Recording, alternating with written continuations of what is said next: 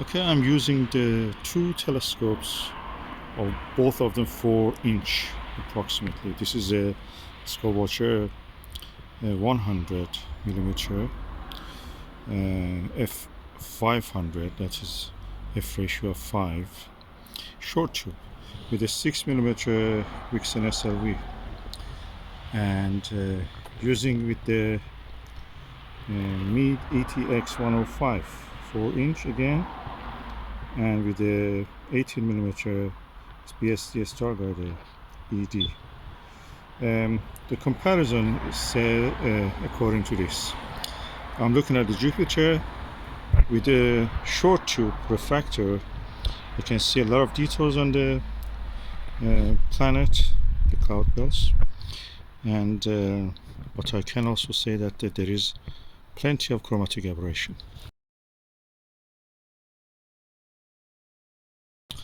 With the Meade ETX, I see less detail because it has not been cooled down, but I can say that the image is free of the chromatic aberration. I'm using the straight tube and using the adapter, which I've shown in a separate video. I have a video about that.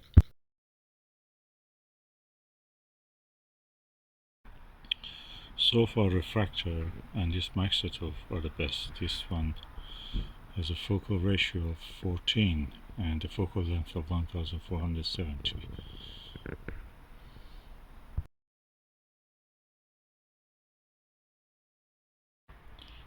This is Skywatcher 4" short tube refractor.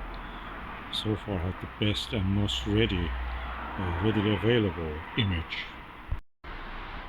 Okay, I'm now using also the Skywatcher Heritage 4" 100mm focal length, 400mm, and f ratio 4. This gives you the widest angle possible, and because it has no collimation screws, I feel that the image of the Jupiter is out of collimation. I cannot see much detail. I see barely some of the cloud belts, nothing more than that, barely.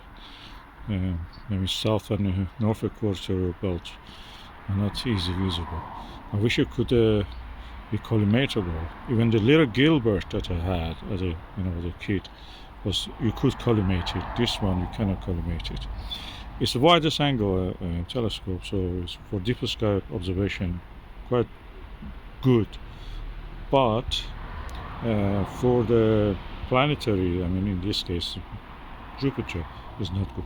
Maybe it's good for the moon, but for the planets like Jupiter you don't see much details. So out of these telescopes, so far the best one is that refractor, although it has a lot of chromatic aberration. Then comes this without chromatic aberration, the Meade ETX105, but the clarity is less. Of course, it is just out of the warm room and to this environment. Refractor was ready to observe. This probably needs a little bit, acclimatization, temperature, equilibrium, and this one is just out of collimation. You cannot use it really for this kind of observation of the planets. And this is Skywatcher Newtonian.